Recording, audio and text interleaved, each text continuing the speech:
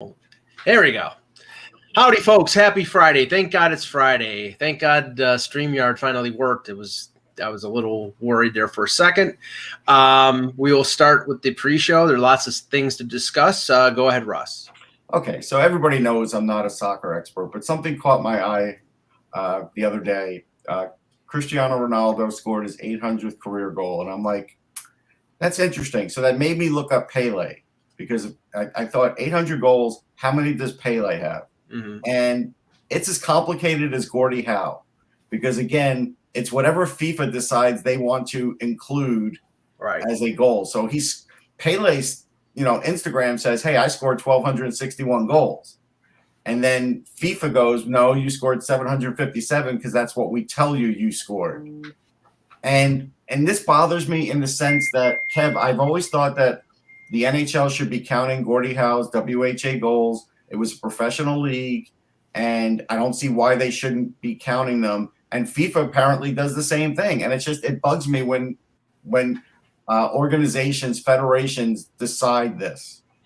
Yeah. I mean, I think I'm with you on that more or less. Although, I think Gordie does get his due. I mean, every time he doesn't get his due with regard to the NHL won't count as WHA, but people always say, but when you count his WHA, he's got more than 1,000 goals. So I think people do reference it quite a lot. I don't know. You don't know. I don't really, even though I saw WHA games, I don't really know how good that league was. There's a lot of talent in there, but I just look at it like, hey, it's professional ranks. They had professional stats. The soccer, I could see being muddy because now they're like, well, we didn't count the friendlies and we didn't count this, and it's like, but goals you're not counting. I have to say, because I watched some of these games when I was young. I mean, the level of play in the NASL. It was most of the good players were on the Cosmos, and it was like Giorgio Canaglia and Pele, and there was the other teams weren't that good. Well, he only had 37 goals from there, so that's not really a big deal. It's more of where he scored them in Santos, and he had a lot there, and so they don't count. Yeah, and the argument against what I just said about how good was the WHA is that the WHA's arrival watered down both leagues, really, right?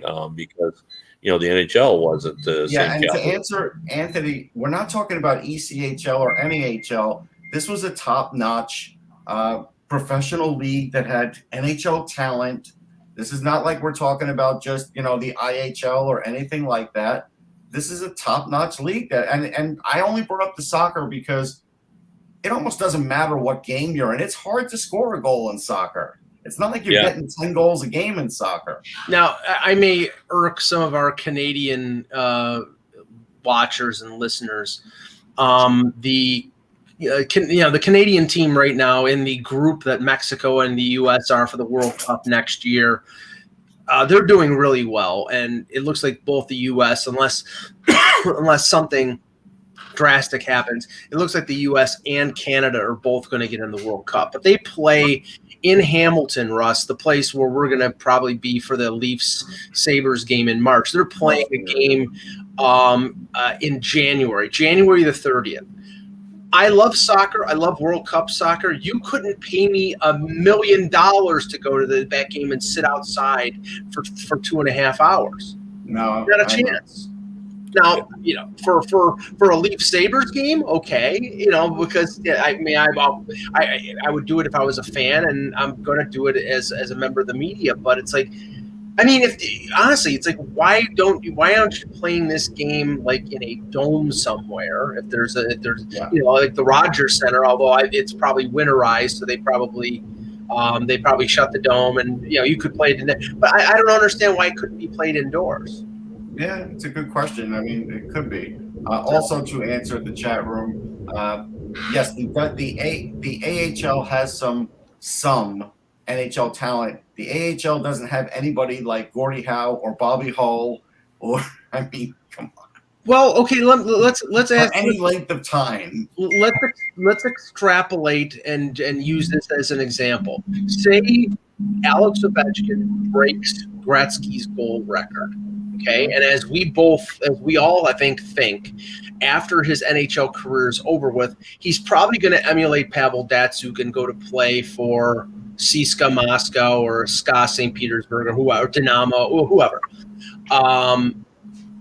Those goals, will they count? No, they won't count because the NHL doesn't get along with the KHL. Would I count them if I were in charge of the NHL? I would, because it's a professional league. It's the second best professional league in the world, and I would count them. But again, the NHL doesn't get along with the KHL, so they're not going to. And so so you would put that in the same category as the WHA. Those goals don't count. So the KHL, yeah, because they weren't getting along then either. Right. That's exactly the reason. It really is the reason. Yeah. Well, and there was, back then too. I mean, a lot of people, you actually got to be my age to have remembered the WHA, but they got a lot of named players there. There was a lot of guys. I mean, Bobby Hall obviously was in the Bernie league. Perrant was there.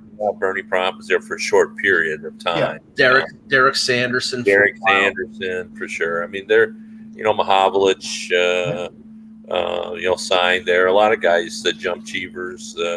Dave Keon. Yeah, a lot of guys jumped. So there was talent, and they got some young players. The Birmingham Baby Bulls, did as well. So I mean, Messier played for the Cincinnati Stingers or wherever they were. But those Baby Bulls. I mean, Rick Five. I mean, don't forget Gretzky started in the WHA. Right, with Indianapolis. Yeah. So it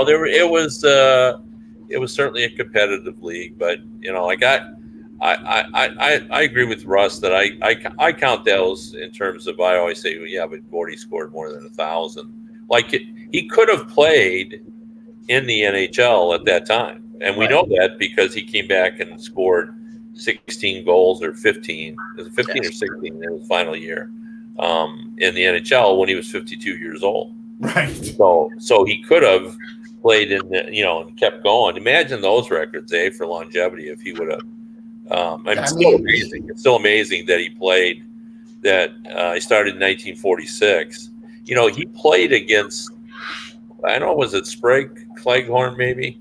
Anyway, he played against somebody who played in the 20s. Okay, so and then he played with people who were, made it past the turn of the century. Right. So he played against people from 8 different decades. I love that stuff. And and I remember, and they were only together for a few weeks, but that year, 79-80, when he played for Hartford, the year that he played in the All-Star game at the Olympia, the Whalers came to Buffalo, and that the line on that for that team was Dave Keon centering Bobby Hull and Gordie Howe. Yeah, which is you ask what's the greatest line in hockey history? Even though they were all ancient at that point, the fact in terms of career numbers, that line was probably you're not talking about Trottier, Bossy, and Gillies or Gretzky, Curry, and whoever, but. I mean, look, I saw Howe, and the thing that would get me about him is he'd still elbow you in the face at 52 years old and would get to the net. He was not going to be denied getting to the net no matter what the age was. So that's why I would say he would, for his WHA goals, however many he had, he probably still would have scored 80% of those in the NHL. Just would have been a little harder, but he still would have scored them. Yeah, he had 42 penalty minutes in that year with the Whalers, and he was 52 at that. Yeah, he would still elbow you in the face. It didn't matter. I got a million Gordie Howe stories, obviously, and I'll try to limit them. But a couple worth telling is Mark Howe told me that Gordie had an ability to accurately say after he cut someone how many stitches would be required. Like he would say, that was probably worth 20 stitches, when he was done, and he would be right. And I just saw this in the last few days, and I hadn't heard that before. But the great Dr. Finley, who was with the Red Wings for a long time, it was recalled stitching up Gordie, And Gordie's saying on his way out, the guy that did this to me will be in shortly. Which is, one of my favorite tales. But yeah, Gordie was a remarkable player and really an interesting guy. I knew him obviously a lot better after he retired. So because I interviewed him, so often through the years. But and I interviewed Bobby Hull about Gordie too, and he had unbelievable respect for Gordie. He always tells the story that his dad's favorite player was not Bobby. I'm talking about Bobby's dad's greatest player, but it was Gordie Howe. Like he'd always tell Bobby that too. You're not my favorite player. It's I heard her interviewed yesterday, and since we're talking about Gordie Howe, Helene St. James was interviewed on Toronto radio, and she just wrote last year a book called The Big 50 about the Red Wings. I'm going to have to get that because there are so many old-time Red Wings players like Sawchuk who I idolized, even though I never saw him play in I've seen only video or film of him play, but how rich that franchise's history was. And one thing I can tell you about how at the Toronto Expo he spoke for a while.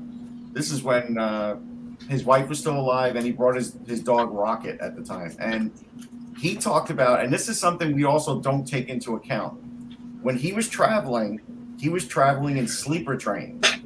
So what does that take out of you as a player when you're traveling on a sleeper train rather than a plane? Because you're just, you're constantly traveling. You're almost never there. But players in planes eventually have more time on the ground than someone did in those days. But I mean, okay, they were only playing, I think, 48 game schedule. Sure. So it took them two days to get everywhere. Well, I mean, Toronto to Detroit was probably a 2-hour train ride. Yeah. It was probably a 2-hour train ride from Toronto to Montreal. But yeah, I'm sure it was a little more, tough on the body, but I don't know. I mean, yeah, they're not sleeping on Tempur-Pedic beds back then. Just another story about Gordie's toughness. I did Bill Gadsby's book many, many years ago. He was a gentleman. I met him. Yeah, classy guy. And he was also Gordie's best friend, through the years. And he told the story of they were in Montreal one night, and Bill and Gordie were roommates. And Gordie went into the corner with J.C. Tremblay, and only Gordie came out. Tremblay was laying there, and so they went out to dinner, and he said, we were eating a steak, and he said to Gordie, like, what happened with you and Tremblay in there? He goes, Gordie said, I'm not really sure. You know how sometimes your glove can get up. I think I might have got him in the eye. I think my glove might have, jabbed him in the eye there. And Bill said, yeah, that happens. I've had that happen to me. It's painful. And he goes, next morning he gets up in the newspaper in 48 bold headlines said, Tremblay suffers multi-fractures to his jaw. Oof. He said, I rolled over and Gordie was awake, and I said to him, you must have some powerful thumb. So I asked Gordie later whether he remembered what Tremblay had done to deserve that punishment. He goes, oh, absolutely, I did. They were on a train with the Montreal players, and they went through the car where the Canadiens were playing bridge. And Gordie was watching, and he had said to one of the Canadian players, hey, that was a really nice play. And Tremblay had said to him, what the heck do you know about bridge, Gordie? Dummy. And that's he filed that away, and the following season he made him pay for that goal. Yeah, not the next game, but the following year. That's the thing. Long memories. All right, let's start the show. At any moment now. Hello, Hockey World. Today is Friday, December the 3rd, 2021. I'm Russ Cohen from Sportsology. Mike almost got that wrong. No. I have a calendar on the bottom of my screen. Kevin Allen, Hockey Buzz. And I'm Michael Agello, and this is the Hockey Buzzcast here on HockeyBuzz.com. All right, Kev, we got to ask you about this yesterday because a lot of the story broke yesterday, and it was quickly denied by the hierarchy in Arizona. But, I've long been somebody who said, get that team the hell out of Dodge if they can't get a building. And right now, apparently the organization, I think I saw the quote from, I think his name is Javier Gutierrez, who's one of the head muckety mucks for the Coyotes, who was in New York, apparently trying to raise financing for their proposal in Tempe. But right now, there's no guarantee that's going to happen, and they really don't have a home next year. And even if this thing does fly, we don't know if they're going to rent the Gila River Arena for another 2 or 3 years while the new building is built. I've been saying for a while Houston makes a ton of sense, but I don't know. What do you think? Yeah, no, I checked on it right away yesterday, and I have a very good source in Arizona, and he told me it's just BS. I mean, they were actually, that had been they were kind of. This is my read on it. This is not what they said, but I think they were kind of surprised they came out because it was readily known that they were in negotiations for this arena. Mm-hmm. Like, you're not looking to move the team if you're negotiating to build a new arena. Okay, but all right, so let's do it this way. That part's true. They don't have a place to play next year, and this new arena is going to take 2 years to play in. So how will they know in time to play next year somewhere whether this goes through? Because I heard that this could take months and months and months for this proposal. I'm sure it will, but I think there's some options there. I've heard that and I don't know how feasible this is, but the America West Arena where they did play in Phoenix, apparently still there. I don't know if it's still NHL capable, but there's been situations in the past where the NHL has played short times, like in the Calgary Corral or whatever, when buildings. Yeah, but they would have to have this approved by next July, this coming July rather, in order to not have to move. Because again, I don't think the NHL is going to approve them for America's West if they don't have a deal for a new place. Well, here's what I would say: that there's plenty of time for them to get that. If we get to July and they're not there, then maybe you'll be right. But right now, I think they feel like that's fair. They've got it kind of all together. I think there's still enough time. But at some point, I guess they could run out, and the current ownership of their Glendale arena could hold them up and. Because I'm sure in their back pocket they think, well, we can negotiate something with this because they're going to want to put have a tenant in the building. So, I think we're going to have to see it play out. It's pretty clear Gary Bettman does not want to move that franchise. That's obvious. And he's never really been a big fan of moving franchises. The only reason they moved the Atlanta to Winnipeg is they felt they had no other options. They just, it didn't seem like the ownership group at the time was willing to do what was required. It didn't have enthusiasm for the project, and so they went. But Bettman has kind of stated publicly that he doesn't like to move franchises. I think it looks like the league is not stable when you do that. So let me ask you this, Kev, because I've heard, we know Vegas has been an overwhelming success on the ice and off. Everything seems to be positive right now about Seattle, and that even though the club on the ice is not the greatest, but it's an expansion team, so I think that's more realistic what they're doing. But off the ice and business wise, it looks to be a success. Is the NHL looking at potential expansion even further past 32? I mean, do you think that's enough? I think certainly not right now. I don't even think there's even any talk about it, but I think it's going to happen. The NHL is still a gate revenue driven league, and the way to expand revenue is to keep adding teams. And when the new teams they're bringing in are not a problem, there's an excitement level for these new teams, obviously, that looks sustainable. And they know if they put one in Quebec City, it would be a success. Yeah. I think what I'm looking at. Go ahead, Kev. Go ahead, Russ. No, I was just going to say, Go ahead, Russ. Go ahead.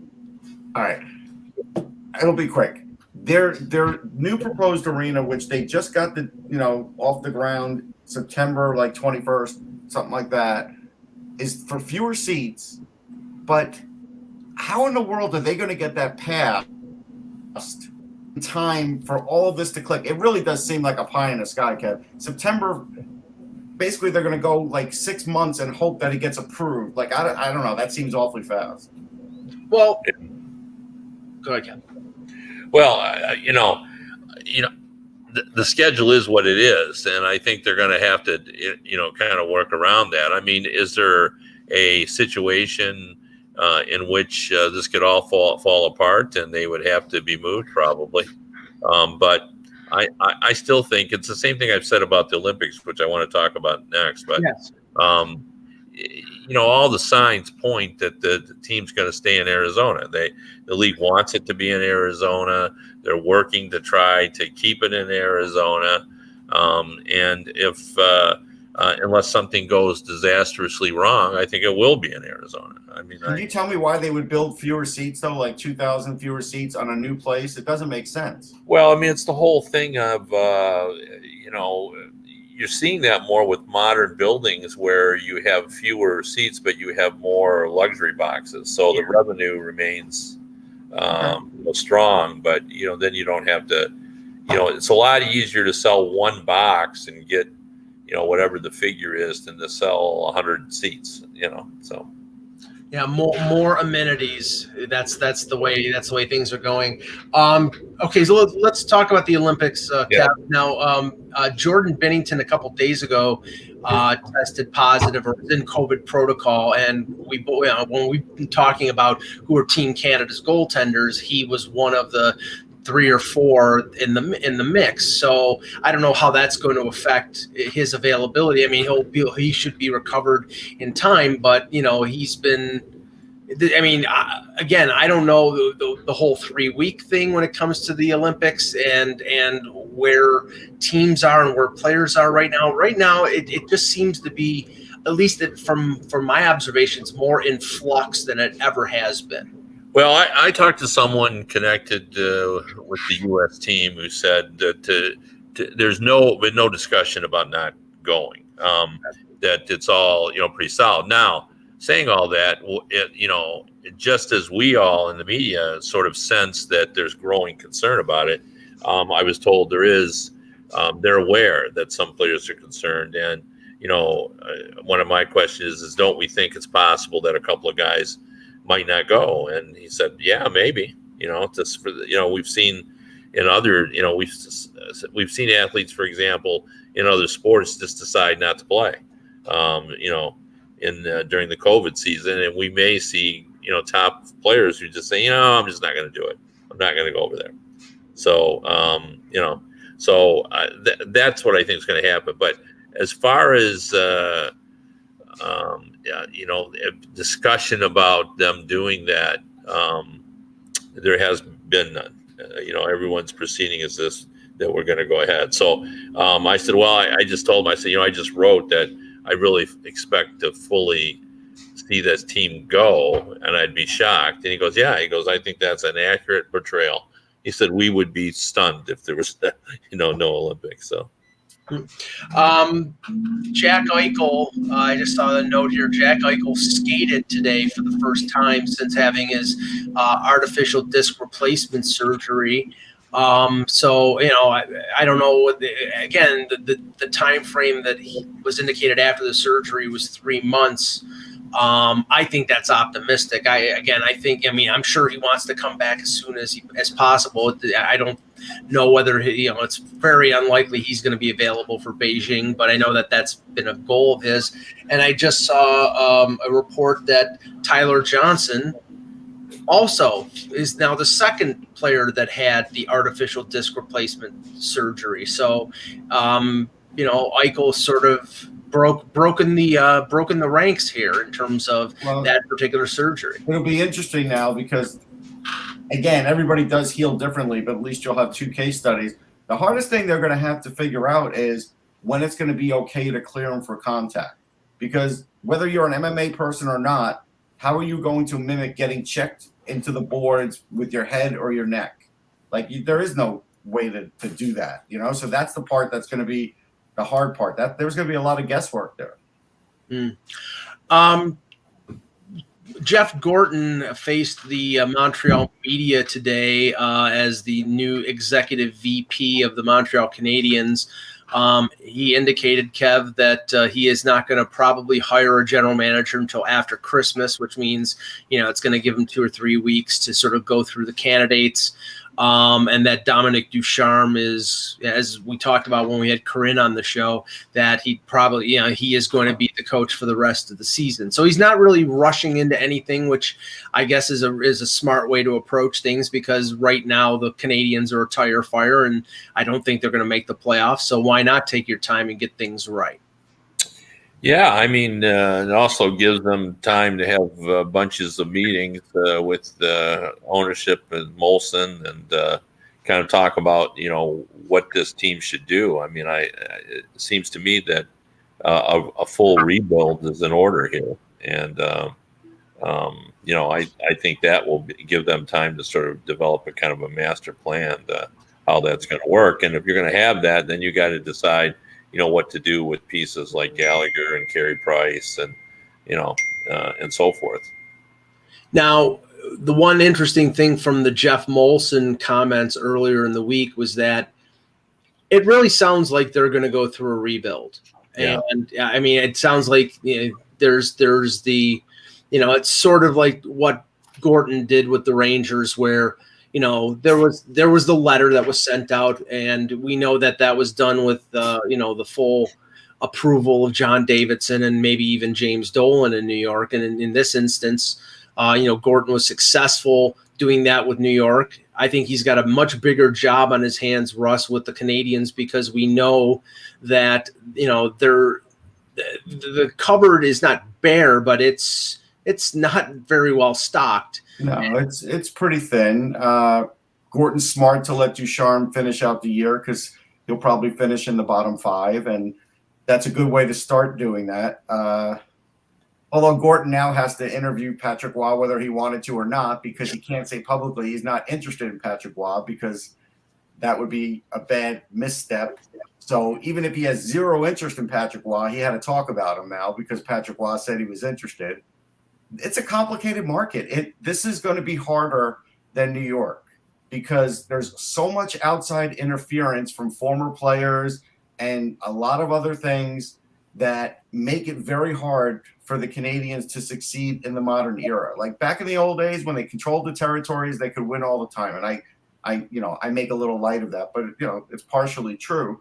And then even into the 70s, it wasn't a big problem. But then, it's been ever since the World Cup, it's been hard. And I really do think a lot of times it's because of those outside things that get in the way. And I don't think it's the fans, because there's fan pressure in every city.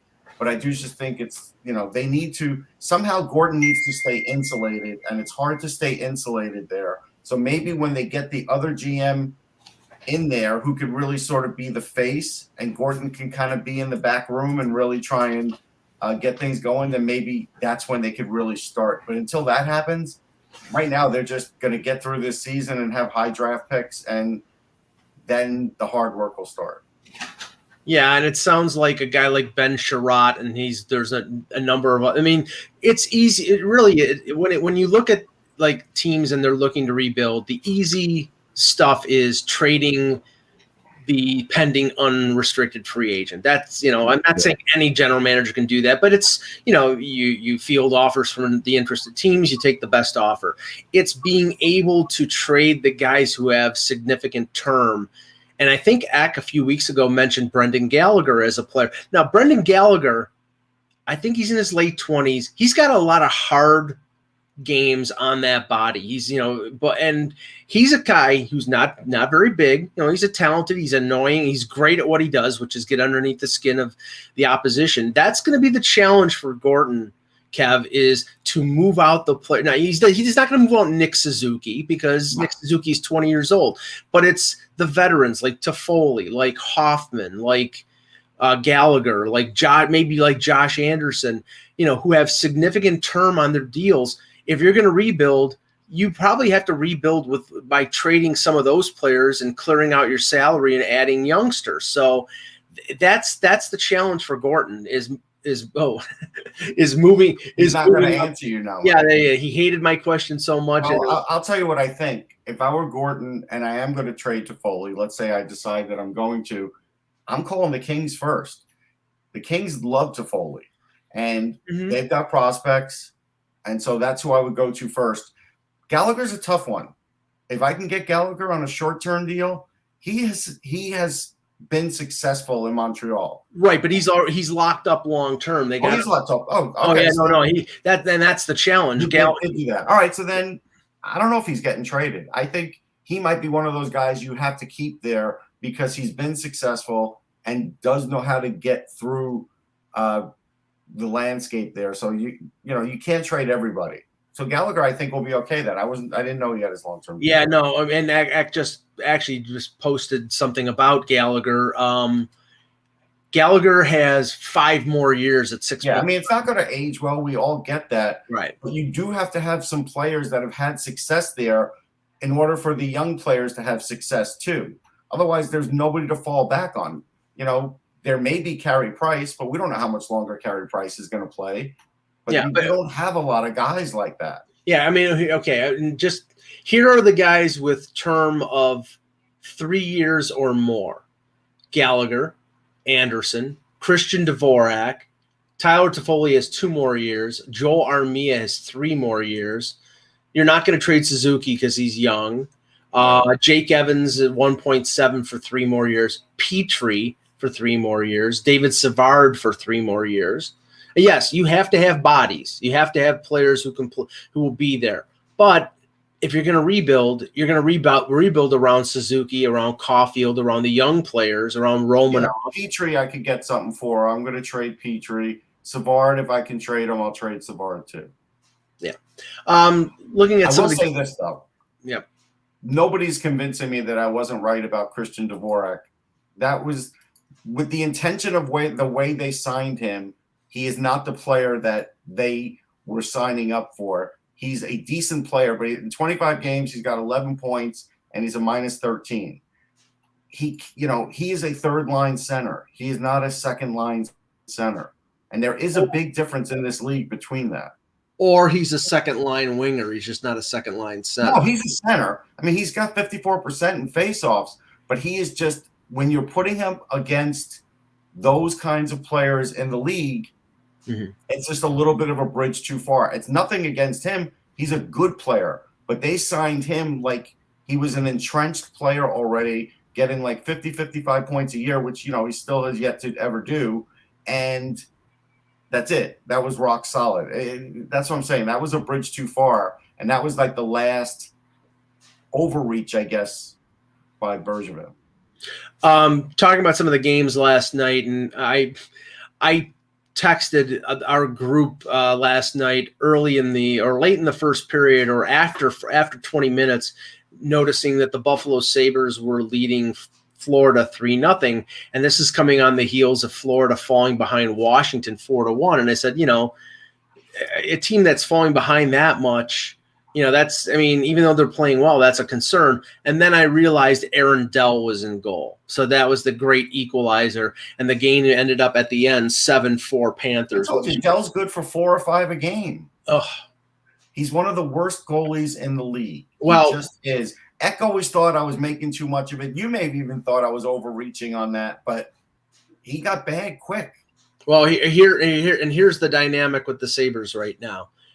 Craig Anderson, who played well early on in the season, is injured. He's out week to week. There's a question of how long-term it is. And they called up Dell. He was splitting time. But Tokarski has been the guy playing the most for the Sabres. He's played 14 games. Right. Now he's out in COVID protocol. And the goal this year was to play Ukko-Pekka Luukkonen down in the American Hockey League. Well, they had to call up Luukkonen yesterday on emergency recall because Tokarski is in COVID protocol. And they made a trade yesterday for Malcolm Subban.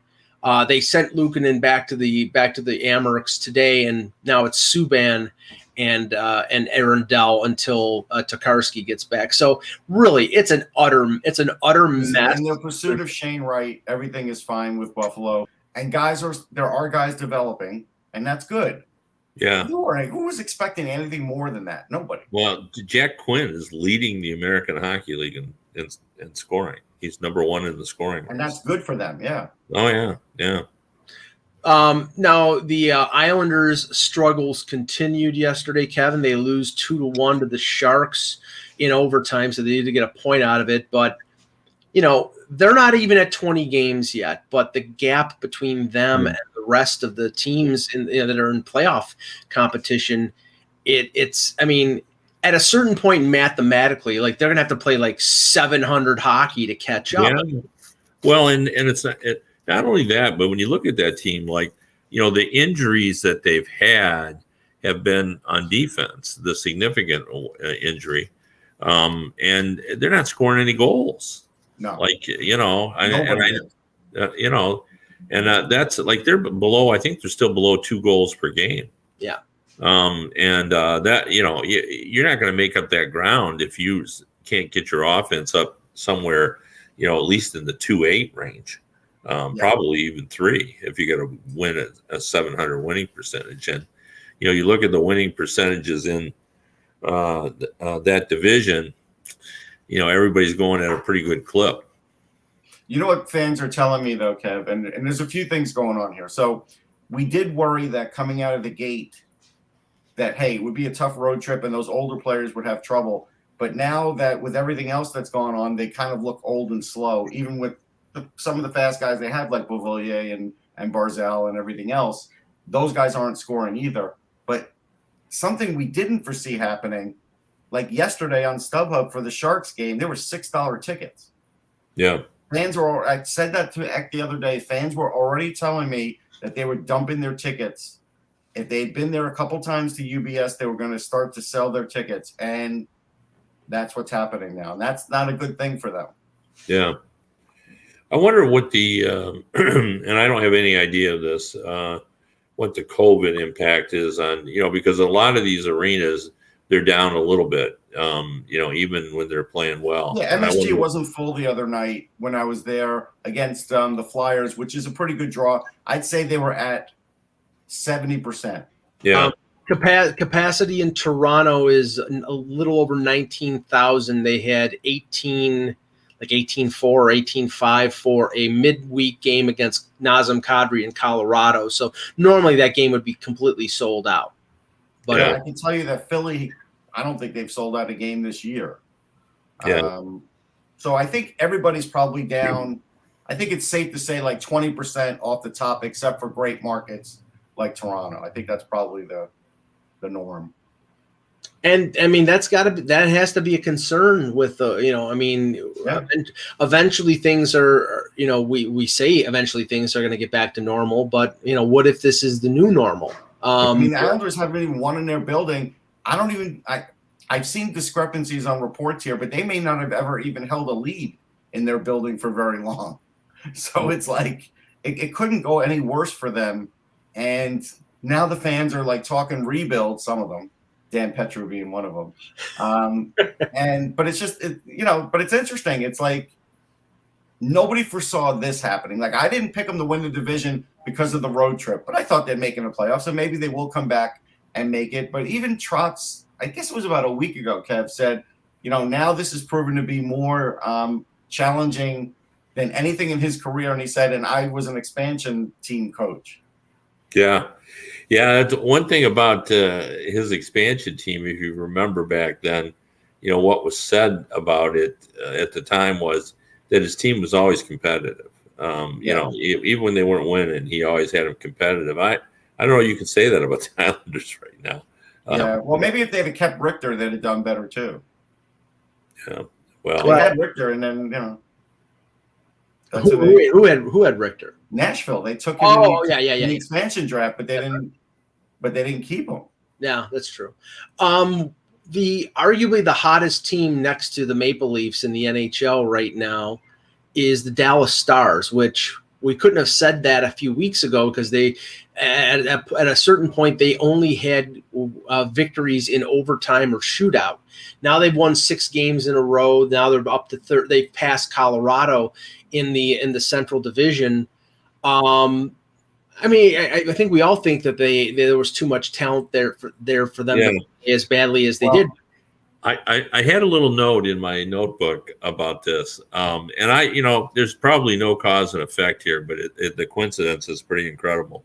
There was this little story that ran a report that I don't remember whether it was Elliot Friedman or Pierre LeBrun, but someone had noted that a lot of teams were calling about John Klingberg. Yes. And the Stars had said, "Look, we're not trading him."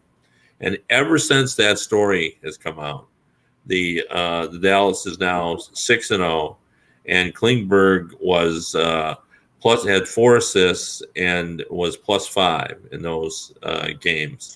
Like it's almost like they're going as Klingberg goes. One thing I'm worried about though, Kev, it's not going to happen. Or nothing for this year, but now that Braden Holtby is back, they rode Ottinger when he was hot. They've been yo-yoing Ottinger for a couple of years now.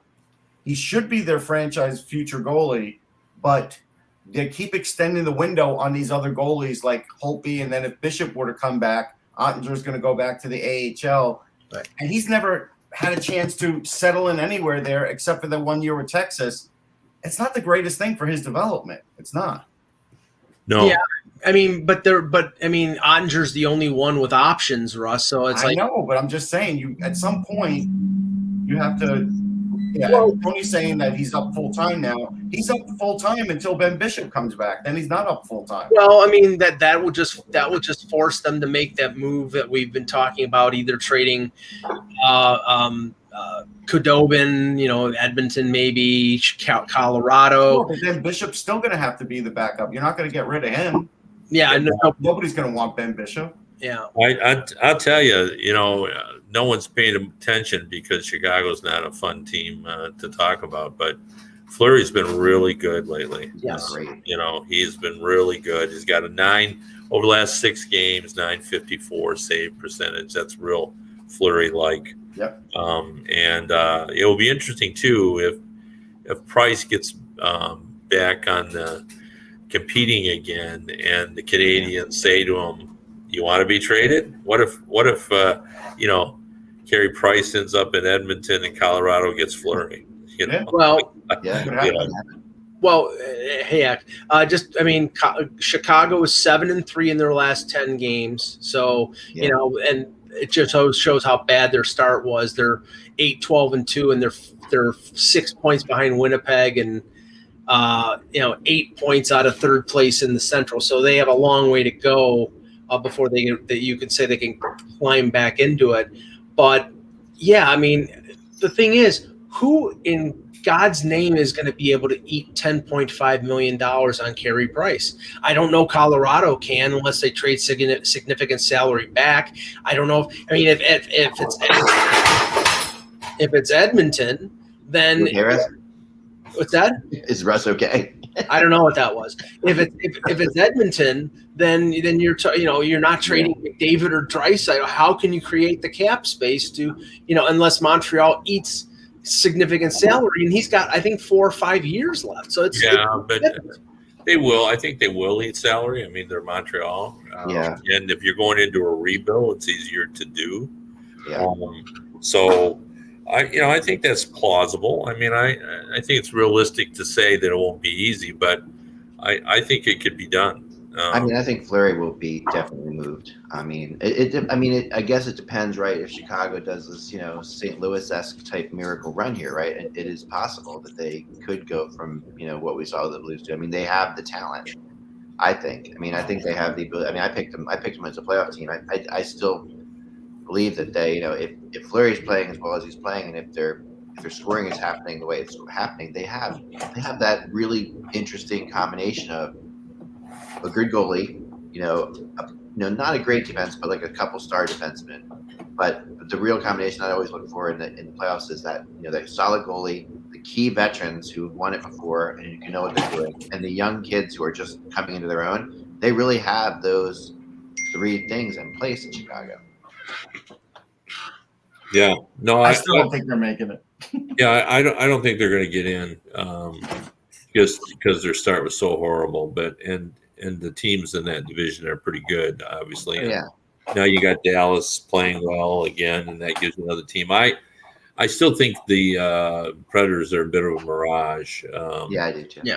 You know, I don't really. I think Saros has really been good, and you know he can certainly sustain that. But you know, I don't know whether they're going to keep. You know, Granlund's playing at a real high level. I mean, the fact that you have Kadri and Granlund among the scoring leaders, not that they're not good players, that they are, but you don't expect them to be at that level. So I just don't see them. It's called a salary drive, Kev. I mean, because you know, I mean, not with Granlund, but with Kadri. Yeah, I mean, it's just he's a hot player right now, but I don't know that he can sustain that over a whole season. So no, yeah, I mean, I don't know either. I mean, the reality is though, you know, since the coaching change, that just team has been insane. I mean, it is interesting how coaching changes affect teams. You know, that one particularly. Well, there's another thing to talk about though with Chicago. Like Jonathan Taves doesn't have a goal; he's -11. Yeah. No, that's been a thing. It's for sure. But speaking of statistics too, how many goals is Cale Makar going to score this year? So Yeah, you know, like that's amazing. And now, how many? And he started off slow. Do you know the answer to this? I mean, if you read my column, you know the answer to it. But how many defensemen have scored 30 or more goals in history of the NHL? Yeah, I'm going to say 4. I'd say 6, and I didn't read your column. I didn't read it either. I read the comments, so I'll say go get Kepto. Yeah, it's 8. 8 defensemen, and it's happened more than that. But obviously, guys like Potvin and Bobby Orr did it multiple times. Paul Coffey, Doug Wilson, I remember in '82. Doug Wilson, yeah, Wilson definitely. Yeah, no, for sure. So it's he's having a fun season. You know, I think it would be good for the league to have him do something like that. It would. You know, I just think we need those kind of statistical anomalies that gets us kind of juiced up about it. Something to, you know, look every morning and say, hey, did he get another one? You know, so, I mean. It's so rare to see guys that smooth, like as smooth as he is out there, and just with everything he does. It's just So I guess the question is, though, if he gets 30 goals and Fox gets more points, is he the Norris because he gets the 30 goals? Like, is that how it's going to work? Yeah, maybe. I don't know. Yeah, I didn't. Yeah, I wouldn't want to sort that out. I remember at the start of the year when I saw that the over and under for Fox's points, if you remember, I brought this up, was 72. And I thought, come on, 72. But he's on pace. Yeah, for sure. Kev, these guys know what they're doing. These gambling guys. They do know what they're doing. Yeah. We didn't get a chance to talk about it after after it was announced, but the Devils signing Jack Hughes to the 8-year, $64 million contract. I mean, it was funny, Russ. Somebody brought up, well, Capo Caco was the second pick in the draft, and his statistics were similar to Jack Hughes. So does that mean he's going to get 8 years, 64? And I'm like, well, no, they don't have the cap room for that. So no. Well, A, they don't have the cap room. B, plus he hasn't been the player. He hasn't. He's a center, so he impacts the game differently. Going, you know, he's had a really slow go of it. But what did you think of that contract, Kev? Well, you know, we talked about this before because I started to say, you know, we always tend to look at contracts in terms of the yearly hit because we're interested in the salary cap. But I pointed out that if you looked at all the contracts, what we saw is that $64 million number is what it's all about now, and that's what it is about now. Guys want to get, you know, 60-some million. Right. That's their goal now. However they got to do it, you know, whether it's you know, extra term or whatever, but they want that 60-some million. I still think this contract has a chance to be a bargain. I do. I do too. Yeah, I mean he's a really good player, and you don't have to worry about it. So, you know, if he's turns into the best player on their team and he's getting 70 points a year, which he had 31 last year. He's got 3 and 4 this year. Maybe this year because of missed games he gets 50, and he keeps trending up like that. $8 million is not going to be anything for a number one center. And the other is to give it to him. And I don't know, maybe it could change, I suppose, but he seems genuinely pleased to be in New Jersey, and that's been a problem for them. Yeah, it's true. And the thing about Hughes is I always remember, Russ, you describing him when you saw him at the prospect stuff I think it was for the trading cards.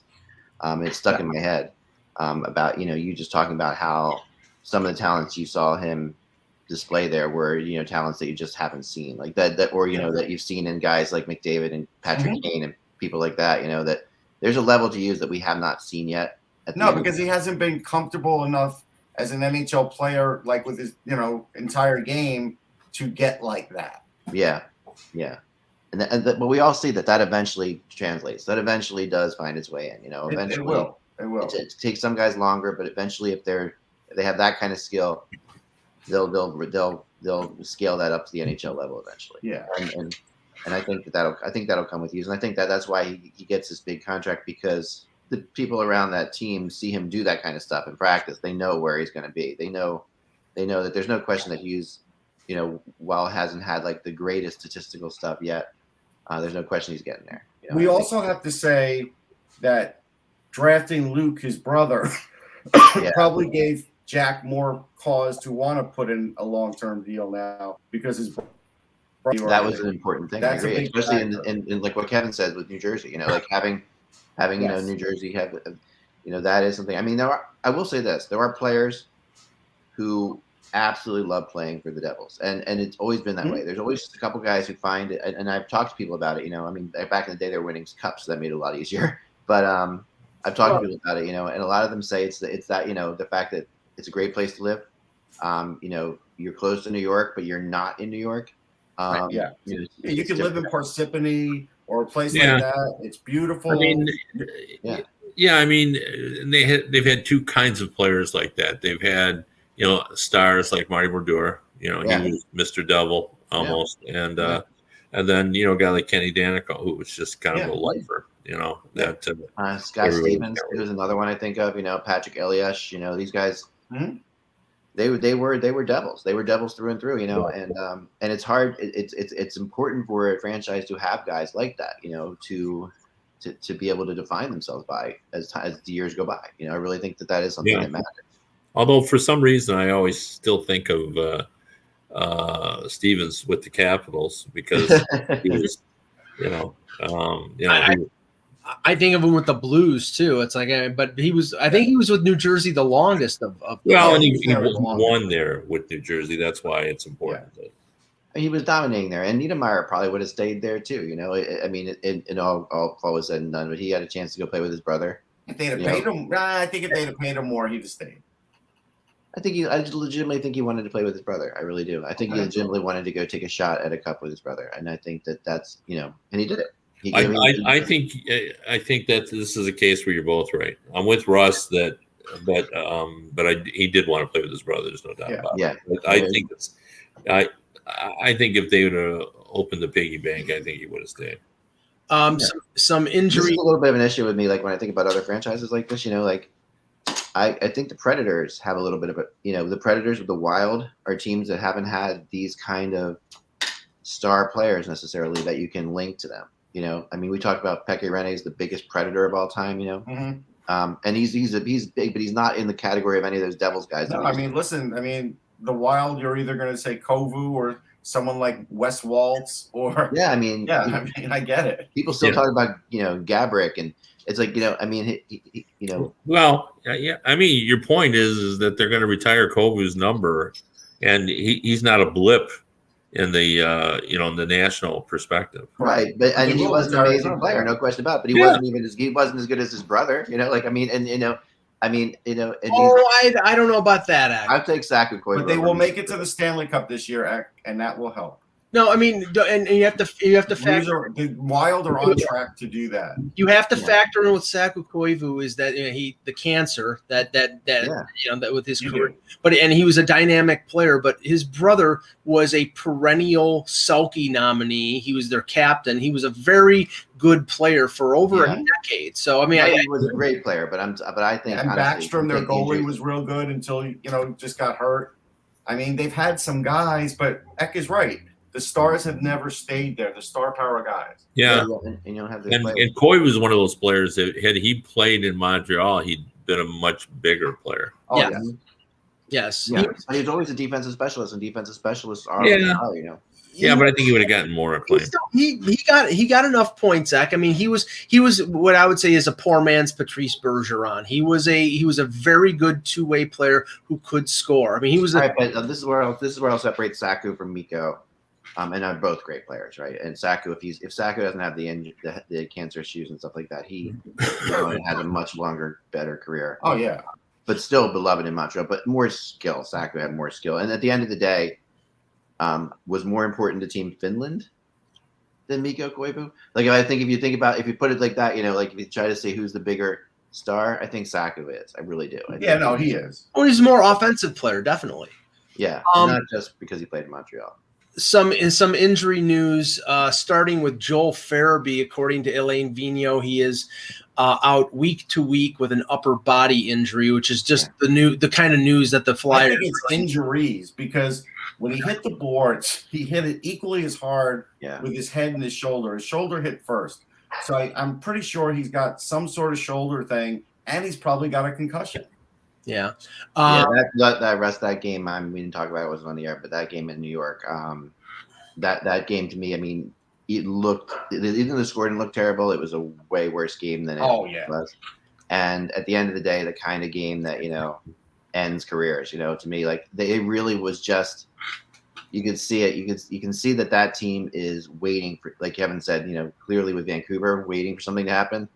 Flyers are waiting for something to happen too. Yeah, I mean, right or wrong, if Ed Snyder were alive, Vigneault would have been fired after that game because it works the same way with the Rangers. If you lose an embarrassing game while things are bad and you're a Ranger team or you're a Flyers team, and you lose against one of those teams or the Islanders or the Devils like that, ownership hates it. And they just didn't look like they were in the same. No, they look like and the reality is, when they get down 2 goals to Shesterkin, they're not going to win. Like that. The only thing that was close is Carter Hart was close to Shesterkin. Nobody else on the Flyers was close. Oh, without him, Vigneault probably is fired. To be honest, I mean, the reality is like that could have been an 8-1 game, like we saw last year when the Rangers blew out, or 2 years ago, I guess it was, when the Rangers were blowing out. 2 years ago, I think. But I mean that situation has really gotten bad. There's no response to the players, to the coach, and like I jokingly said, Russ, that we saw Giroux and Frost together. They did show elements of that, but they only played together a few times, and it was insane to me. It's like this is like the team that can't score goals. They put them out, and I think the goal they scored, Giroux throws the puck on the net, and Frost gets the rebound. Yeah, but he checked it through when it was kind of jammed up by the net. Yeah, but he started off that whole play. He made a forecheck down at the end. Yeah. He took a shot on net, and then he went around the net, and then he poked it in. Without Frost on the ice, it's not a goal. And the reality is that Frost is a very Giroux-like player, and I think that there's no reason not to at least get him out there with Giroux and have him learn some things. And there's going to be the bad turnover, but Hart stopped it. It happens. They think the same way, and it gives them. I think they both get confidence playing with each other. I don't understand, especially now with the Farabee injury, who knows what will happen. But with all the line shifting that they do, their hesitancy to keep them together has been very bizarre to me. Other injuries: Bowen Byram out, head related. I love all they say. They don't want to say concussion; they say head related. Yeah, I got to tell you, he's in a little bit of trouble now because he wasn't back for long. They were worried. He was worried about how bad the concussions were before this. It was written about in The Athletic, I think. Yep. He might need the rest of the season off. And that defense is not great. That's what's happening right now. We all looked at that defense as if they were healthy, how incredible they are in Colorado. No, but I did say losing Ryan Graves to the Devils was a big loss. And without Bo Byron, that defense, Yeah. I mean, does struggle. They are that defense goalie combination is why the Wild are a better team right now. Like the Wild are a better team than the Colorado Avalanche. Which I have to say, Ak, it's the goaltending situation. I mean, we thought that Kemper was the Band-Aid on top of it, but Kemper's out. He was out on Wednesday when I was up in Toronto at that game, and Jonas Johansson is a sieve. He is not an NHL goaltender. The Buffalo Sabres, who don't have goaltenders, didn't think he was an NHL goaltender. That's why they traded him to Colorado, and they really, they may need to address the goaltending now because, I mean, I don't know how long you can go. If Kemper's going to be in and out of the lineup, you need somebody who can be a 1B who can actually keep you in games. Well, like Kevin just said earlier, there's no question they're going to be in on Marc-Andre Fleury. Like, I completely agree with that, Kev. Like, that thought of them, possibly. I mean, you just said, if Fleury ends up there and, Price ends up in Edmonton kind of off the cuff. But I think that Fleury in Colorado are going to be a thing. That it's going to be something that we're going to hear about. Well, and, we're going to, don't you agree? Oh, for sure. Yeah, I think it would be fun too if right. But this is the thing, Kev. Do you think Chicago is going to? We all think that Chicago is going to trade Fleury. Do you think they're going to wait until closer to the deadline when the price could go up exponentially, or do you think they're going to trade him now? I don't. While they're still in the race, I don't think they're going to trade him. I think they're going to wait until they can maximize their value. And right now, I think Colorado needs a goalie right now. I'll tell you who they could get if they wanted to not give up the King's ransom and just get a guy that's been an NHLer, that is an experienced guy that's right now having a great year in the AHL. It's Keith Kincaid. Keith Kincaid is 9-1 with a .916 save percentage. I think they're the kind of guy you could bring in for a short period of time. I think they're looking a little higher up the food chain. Right? They're not going to get that, Mike. If you want someone for a short period of time, Keith Kincaid's got a lot of NHL starts. It's not like Colorado and Seattle. It would like to redo this whole thing. Like Grubauer. Like the whole Grubauer. Yeah. I feel like it hasn't worked for anybody. I mean, like I'm not going to sit there and say that Grubauer's was great, but we know what Grubauer was last year. We said that Grubauer was in part responsible for Colorado losing. So yeah. I know Colorado in the regular season back, but at a certain point, I mean. I don't think they want Grubauer's contract either. No. Yeah, no. I mean, the contract was the issue for sure, and that was the whole thing. Sakic would have signed him under his terms. Yeah, but we did talk about, Mike, especially because you always bring up people getting hurt. We did talk about the fact that the goalie they picked up out of Arizona, Kemper, is an injury guy. He always gets hurt. I mean, we did talk about that. And put that along with the other guy who they have, who I love, I can't think of right now, but their backup who's Francouz is a great goalie, but can't ever get healthy. So I don't know. He's a great goaltender. I think he's a great goalie, but he's a pretty good goalie. But B, he's just coming back. I was talking to a Colorado reporter on Wednesday. He's just coming back in the AHL, making starts to get back into shape. So he may be back in a little while, but. Oh, what is Flamester saying here? So, couldn't you get a goalie out of Boston with Rask coming back? No, because their goalies are set. They're just going to send Swayman down to Providence, back to the AHL. That's all. Yeah, and then because this is probably going to be a one-shot deal for Rask. Yes. Yeah. I think the interesting guy to look at when you're looking at goalies, when you're looking at Edmonton and Colorado, who are the two teams I think that are definitely going to try to upgrade there. Is Hudobin, honestly. I think Hudobin. But Dallas is not trading him to Colorado. No. What about Sir Thomas Greiss? There you go. I like Greiss too. I do. Trade for him right now. You have to talk to Eck. This is a private conversation. Here's the thing. These guys don't like Greiss, and they always think I love Greiss because I've said some nice things about Greiss. But honestly, Kevin, you said some nice things about Greiss because he's got 150 NHL wins. And in Detroit, you kept telling me last year he was better than he was very good. Yeah, he was very good last year. Jesus Greiss superstar. No, he was better than. I mean, he's better than people give him credit for.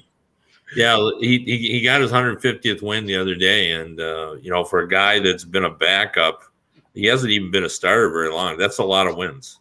Yeah, it is. And whenever he's been called upon to come, like he is like the kind of backup that every team wants. Like he's the backup that you want to have. Like and he'd be the short-term fix.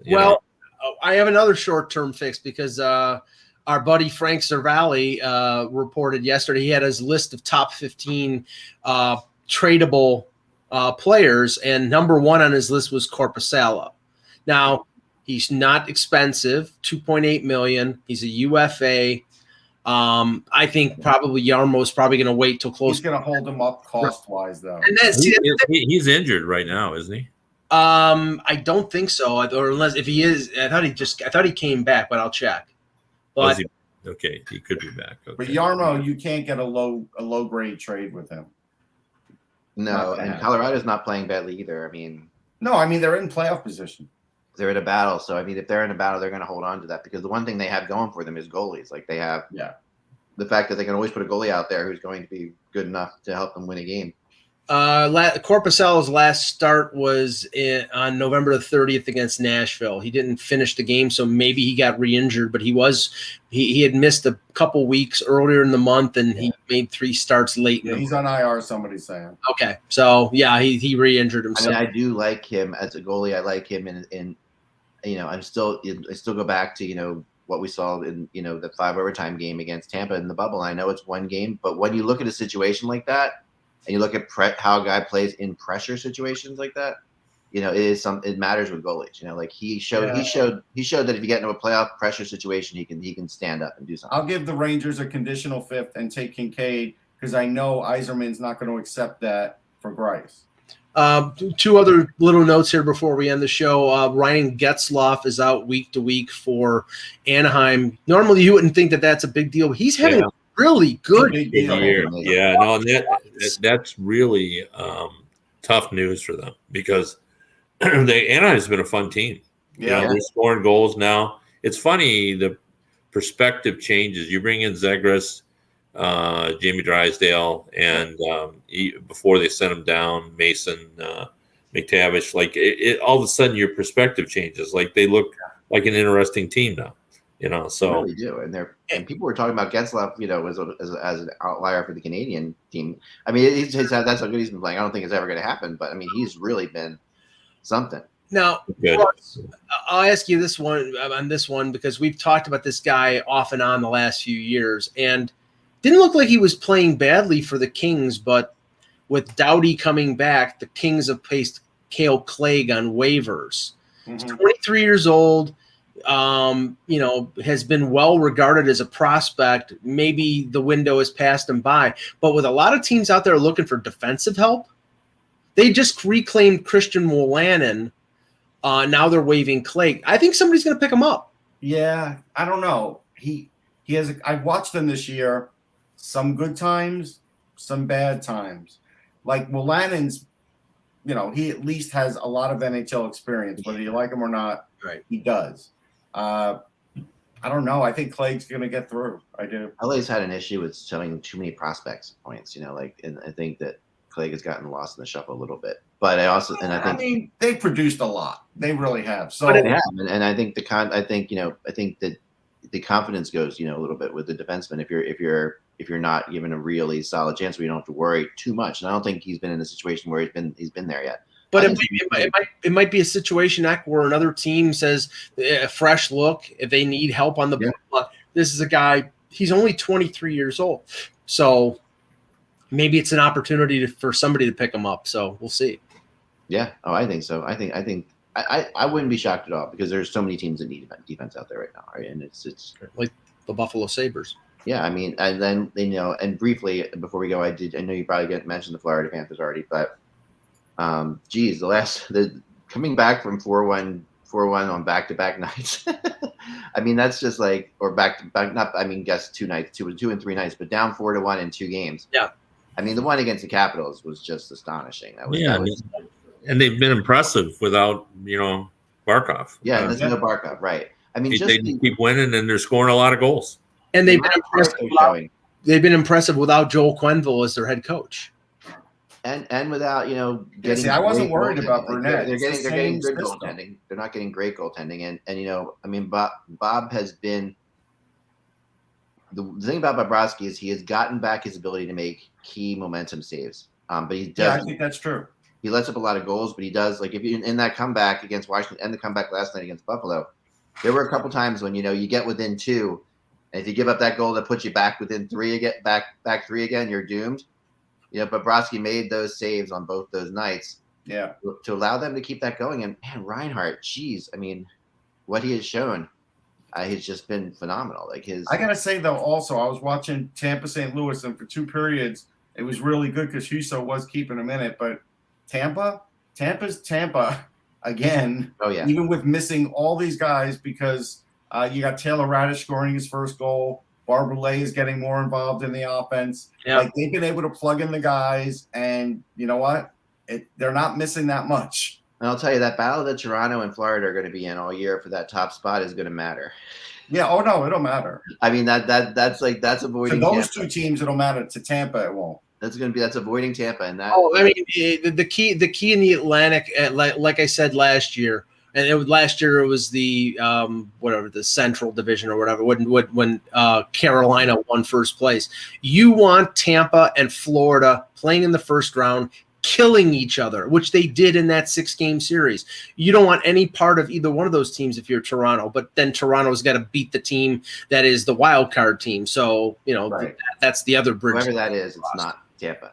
Well, it's not Florida's Vasilevsky. no slouch either. You don't want to play Vasilevsky in the playoffs. That's like the end of the day. To me, that's your biggest issue, right? If that's the matchup for the Leafs, that ain't the matchup they want. That's a bad matchup for Nope. the Leafs. Nope. I mean, the one last thing I'll say, and this is I thought was pretty fascinating. I'm looking it up right now to see. I cannot remember a time in the NHL where the top 3 teams in both divisions of a conference had an over 700 win percentage. Like now we're not. So right now we're not there completely because Tampa's at 682, but Florida's 761, Toronto's 729, the Capitals 708, the Rangers 738, the Hurricanes 705. Those 6 teams they're in the playoffs. Like that's like a crazy. Like if you have a 700 winning percentage in December, It would take a lot for them to miss it. yeah. I mean, so you're talking about now a battle for 2 spots already in the Eastern Conference in my mind, and to have that kind of dominance. I mean, when the worst of the 6 teams is your 2-time defending Stanley Cup champion, I mean Western Conference is totally different. Like there's like only one of those teams has. Yeah, there's a lot more open in the West. Yeah, the 2-time Stanley Cup champion who are currently without Kucherov and Braden Point. So there you go. Right. So I mean, in the West, you have Minnesota's over 700. They're 717. Calgary 717. Edmonton 762, which is insane.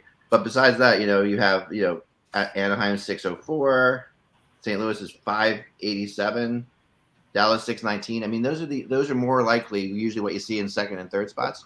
But to have like 700 teams in third, that's nuts. But we got to go. It's time for the weekend. Thanks everybody for all your help this week. Thanks guys for filling in when I had to take care of some family stuff. And we'll be back on Monday. Remember, folks, without the buzz, it is just hockey. We will talk to you on Monday.